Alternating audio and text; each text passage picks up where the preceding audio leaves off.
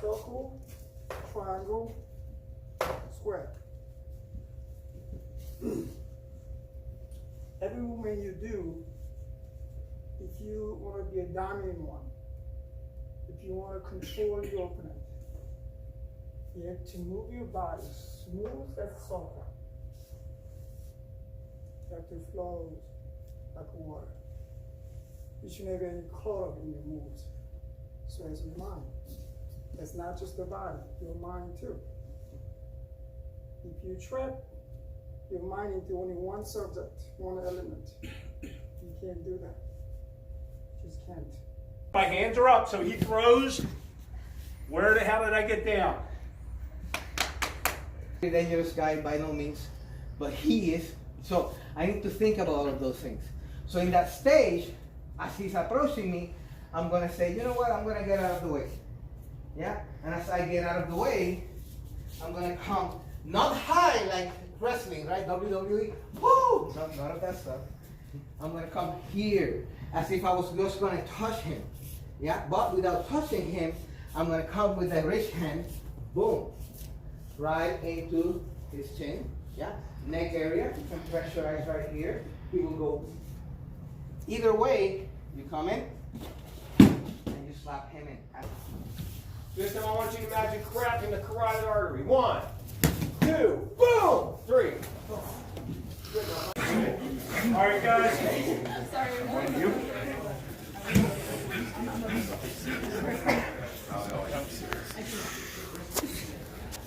So what's next? So what we're going to do next is we're going to use this for a takedown. All right? So as he throws his punch, throw your punch. Boom! Pull. Drop, say a nagi. Okay? So, hey, I got no problem. He throws a punch. Boom! Crowbar. Grab. Pull. Drop, say a nagi. I didn't put any pain on my knees because I was almost on the ground. Literally, he went, whoa! Just like that. Does that make sense? When you move your body, remember, you can think of pyramid, right? Pyramid. Perfect balance. I don't know how ancient people figured it out. Architecturally, they're perfect balance shaped pyramid. When you move your body, you need to move your body like a pyramid, which means hold your balance. So we're in. He gets it, clears head. I feel that pressure coming. Boom. He's right here. If I'm going to go on top because we're in competition, I go on top. If I don't want to go on top, that's fine. Another variation, say for whatever reason, I can't get my leg out here, I can come here. Now there's two things I can do here. One, if it's traditional, and I can get my hips all the way in, boom, I'm here. But because of his balance and his hips down, that's hard to get. So I saw you showing us the other day, Tim. What do we do if this happens? You're kind of stuck. You hop. So I'm here. I'm here. So instead of trying to penetrate here, I'm hopping this way. Catching it. I'm using that as my time to shuffle in. This hand's here. I'm still, this hand's high, all right? I'm still going to go across through here. Boom. And I'm right here. 60% of the time, it works all the time. Okay? But here's the thing. He might be my brother. You know, it's not even my brother-in-law or my cousin or something that's just acting crazy at a barbecue or, you know, had a little too much to drink and he wants to see what I know. I'm not going to throw him down on a picnic table and break, you know what I'm saying? I don't want to hurt him like that. But I do need to get him off of me, okay? So this is why the next one will work. Also, the reason the next one works is because I'm not going as hard on someone. If I'm not going hard on someone, they're going to react different. If he's bigger and stronger than me, throw your punch. I don't know, man. Throw your punch. Boom. If he's bigger and stronger than me and I try to step out and pull, he might not let me. Hold on. Man, this move works so good. So throw the punch again. Boom, okay? So if he's my friend and I don't necessarily want to pull him or he's stronger than me, he might bring this, as simple as if you pull someone, they're going to bring that leg, the base out. Now I'm in trouble. I'm in trouble. I can't do anything because he's based out with that leg. Boom. I need to move that leg. So he's got that leg as good base. Boom. Okay? I don't get trapped up in a sweep. I don't have to do a hip throw. Literally, he tripped over his own leg that was stopping him from falling down. He did this to me. So he throws his punch. Boom. I try to step out and pull. He bases out. Now, this foot right here just needs to get behind this foot. So, from here, I'm just going to throw a knee. You okay? Yeah. So, how far are you, sir? I'll let you see. He throws his haymaker. Boom. I pull out. He steps out. This foot comes up to go behind. Does everyone see that? Sir. All I have to do now, and I take him down. It didn't hurt him. He didn't slam on anything. He didn't land head first. He just went gently down over my leg, and I never got my leg stuck under him. Okay? The worst thing I want to do is take someone down, and now I'm down. Oh, yeah. Now I'm grappling the dude.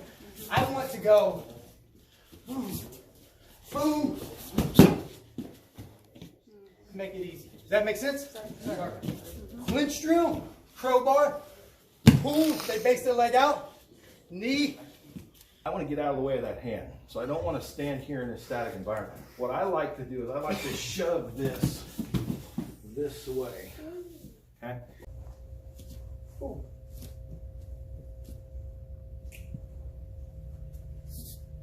When you get to the destination where you want to be at with your opponent, you want to seize them, you want to occupy them. Keep them in the square. No matter how they move, they're still in the square. The trap. I get here and I pull and then I take him down. I need to make sure that I keep his hand. I'm holding his hand. Because from there, I can finish the fight without having to go on the ground. My knee, so here's the last thing we're gonna do. And in judo, they call it impact positions, okay? Impact position. He hits the ground, I need to finish with an impact position. So, he throws his punch at me, boom.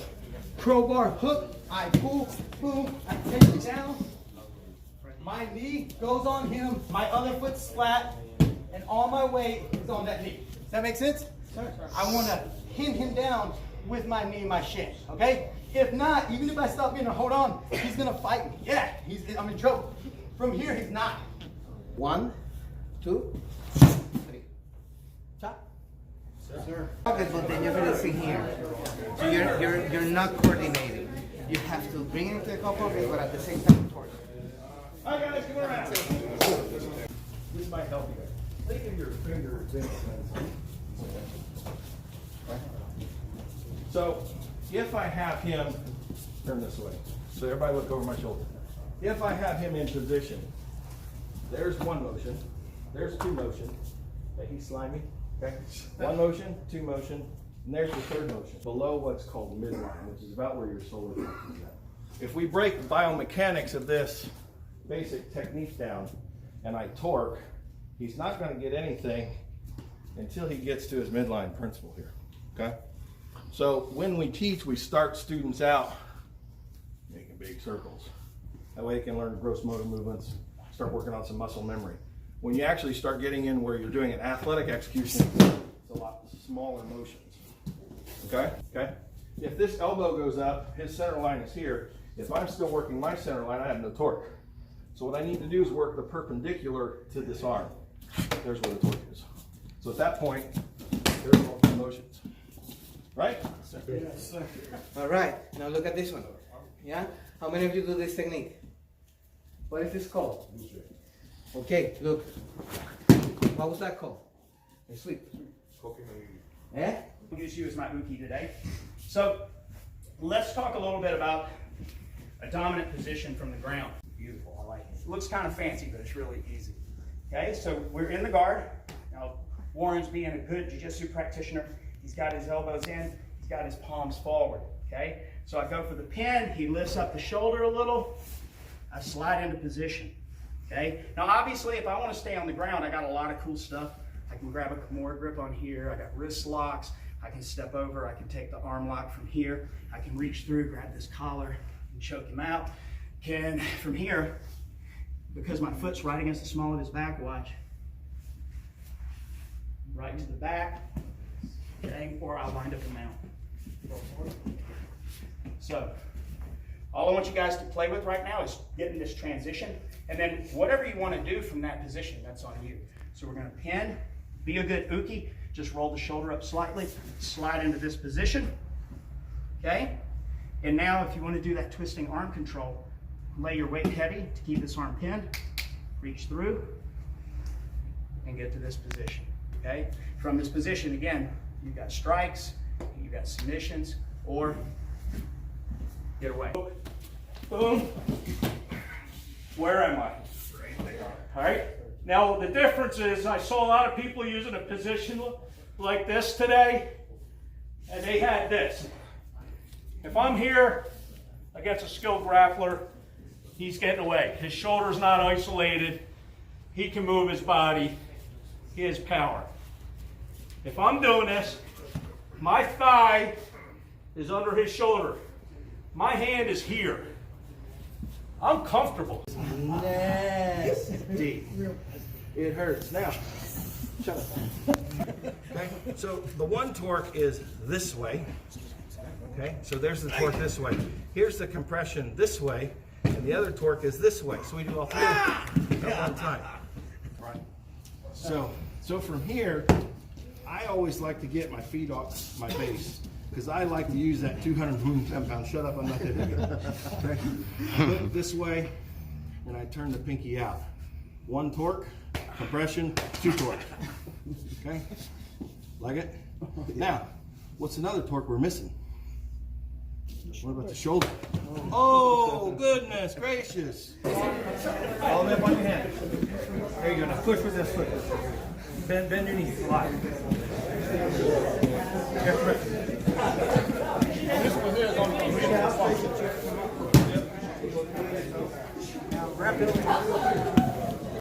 And you may not have to do it, depends on who you are.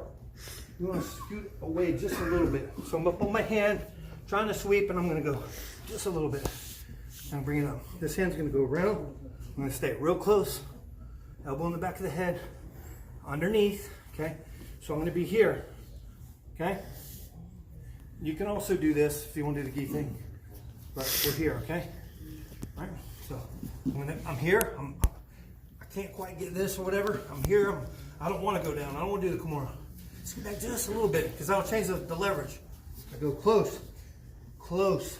Can't do it out here, right? What's going to happen if I go here? Hey, Tim, what's up? Okay, so you're here. Close. Around. Thumb. Thumb's like this. So my thumb and my wrist is the kind of a fulcrum for his neck. Okay?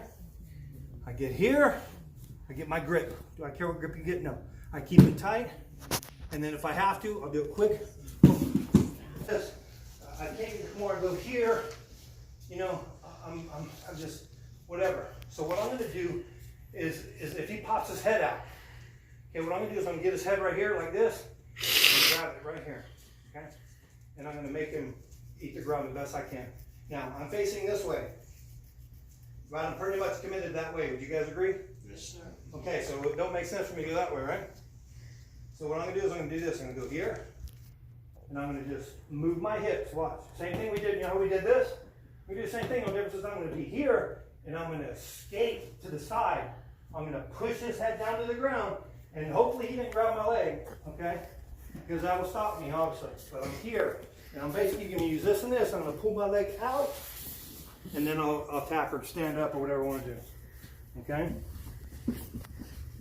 So, and this is very common in wrestling, judo, and all, you know, sit here, boom, boom, go here, pops out. I go here, I'm going to, as soon as I can, whoop, I'm out.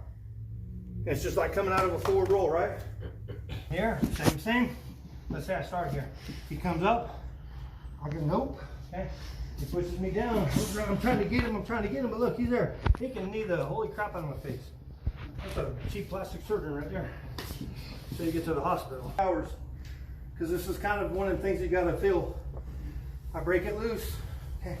I go here, I sit up, shoulder, all the way up. I go to sweep him. We're gonna try to do it slow if we can, okay? I go here, he says, nope. Look at the little one move real quick, look where he's at. Now he's scooting away. I'm trying to turn towards him, you know, trying to get to him and where he at. And then boom, I'm asleep. He's choking me. Oh, he can pull.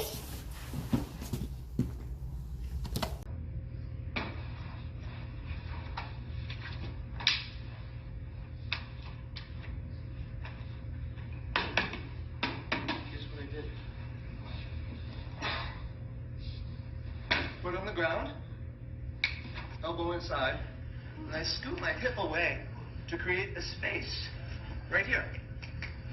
I fill that space by shooting both knees up really high. So this knee is up. Can you hit me from here? No. I have like a double block on this arm. My shin and this guy kind of wrapping over. Okay? From here, wrist.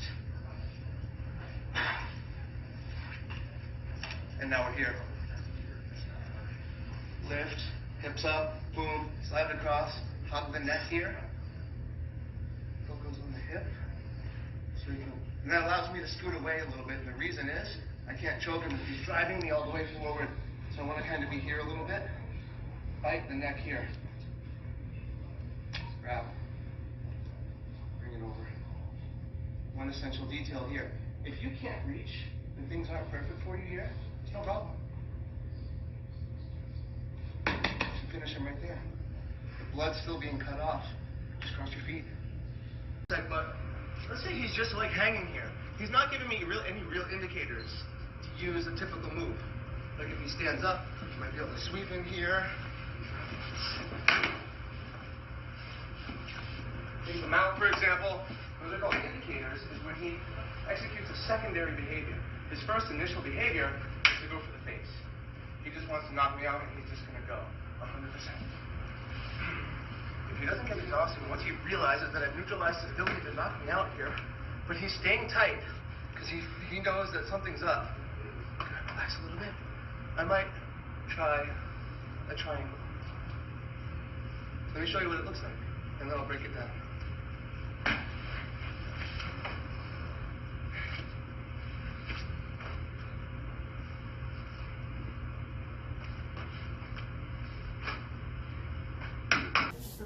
Okay, what I wanted to talk to you about today was some pre-assault indicators and first contact with violence. Blah, blah, blah, blah, blah. Any indicators that I might assault him? Yes.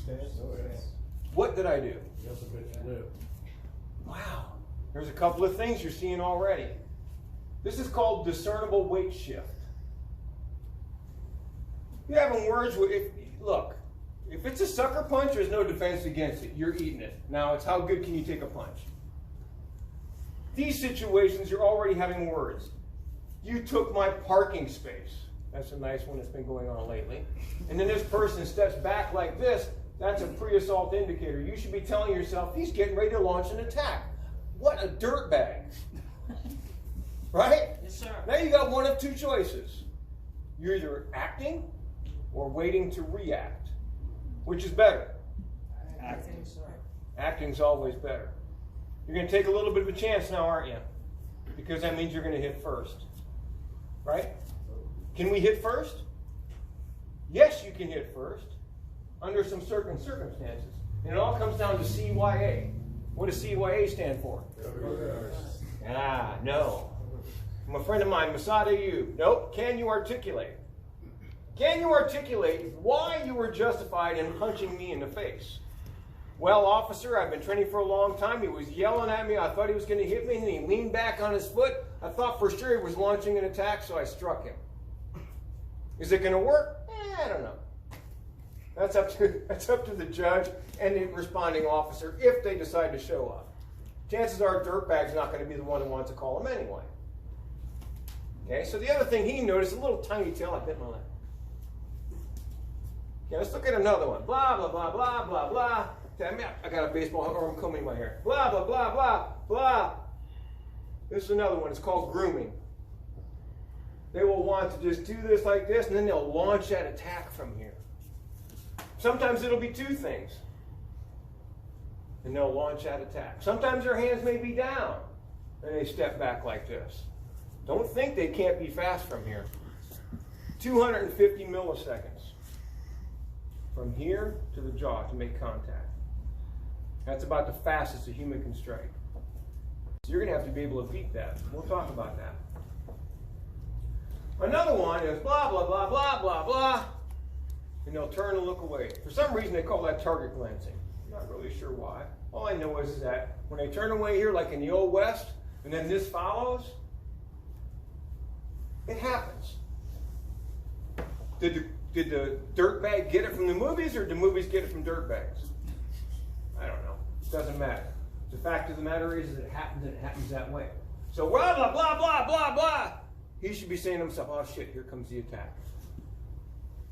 Okay? So we got several things. We have discernible weight shifting. We have target glancing. We have grooming. And any combination of those things. If you see these things occurring, do not be in denial, especially if they're having words with you at that time. Now you have one of two choices. You can act or wait to react. He could also just take off. If I turn and look like this, and when I turn back around, he's 3 or 4 steps that way, heading away, well, chances are I'm not going to chase him. Right? Go back. Strike! Focus on that back foot. Turn that back foot forward, forward, back. Go back. Where should your weight be at this point? Forward. Because something called nose over toes. Everybody familiar with that? Yes, sir. Basically what that means is when I lean forward, my nose is right over my front foot.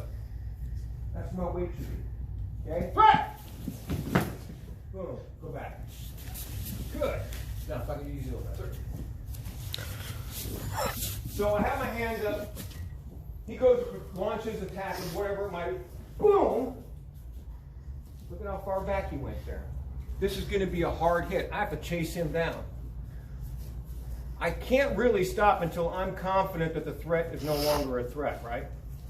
So our second step in this process is to what I call violently open. We're going to get here, and I'm going to violently open. If you've been doing any of this for any length of time, once you're touching somebody, you can have your eyes closed, you know where all the juicy targets are. You don't have to see them anymore. I don't have to see him from here. I can crack him right on the carotid, right from here. I can come from here and go, boom, I can nail that collarbone. What happens if you break the collarbone? Can't use your arm. Well, good, you die. You just die, man. You just die right there. Collarbone death. It's the worst thing I've ever seen. It's close to suicide. Broke my arm. That arm ain't gonna work for crap. He ain't gonna be able to pick. He might be able to do this. So hey, come back here. I'll fight you later. 1, 2. Are we done? No, sir. No, we should hit him more.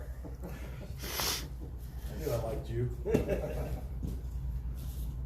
One of the things we like to do or should do is keep changing target zones because the body can't keep up.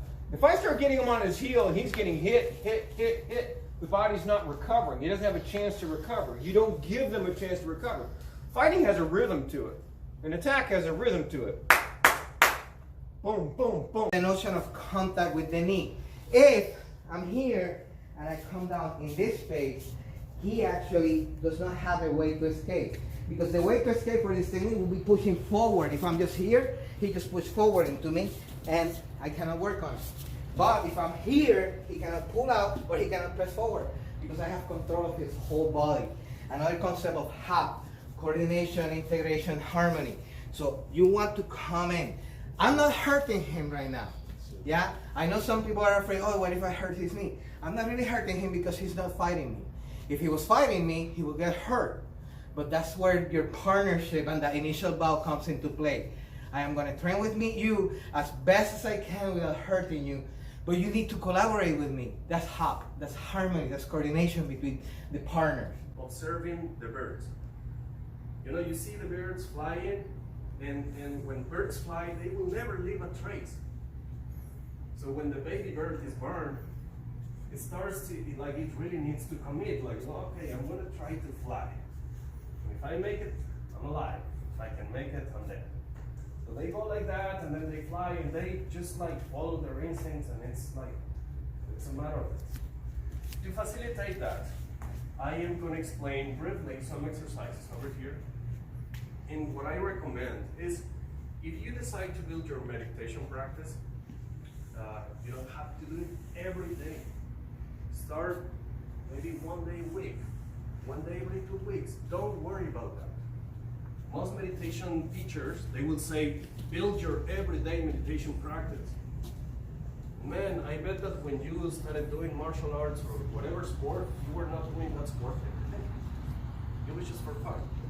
It was like, I'm just gonna go and play soccer this weekend, and that's it. It hurts, okay, maybe next week. Okay, so this is the same thing. Don't feel the pressure to just like do it.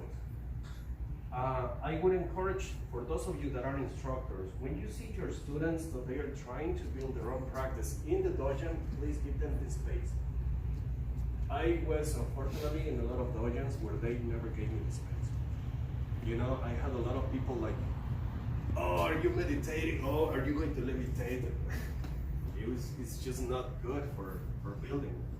And our society in general, it's like, the society is just like keeping you busy and busy and busy and busy and busy. You know, oh, we have this new application and this new platform. You know, I've seen lately a lot of platforms dedicated for martial arts, and this is how you get more students and blah blah blah. And it's all like get your mind busy, busy, busy, busy, busy. In ancient times, when you would get sick, you would think, why am I getting sick? What did I eat yesterday? Was it that? Oh, probably it was that. Let's remove that from our diet for a little bit, and let's see if it was that. But in our society, there's no time for that. There's time for us, like, go get some Pepto-Bismol, or like go to the doctor and give him a pill, and you just keep going and going and going. Deep breath. Breathe out. Close your eyes for a second. I just want you to think for a couple of minutes. It's your training. It can be a partner that you know of. It can be someone in here. I just want you to think in your mind, you're training in the most perfect training scenario. Whether they're throwing kicks, they're grabbing you, they're wrist grabbing you, they're doing grappling, and you can counter. Like the whole fight it's working out in your way, the way you want it to. So just take a couple of minutes. Your best techniques, your best counters. You're fighting a scrub.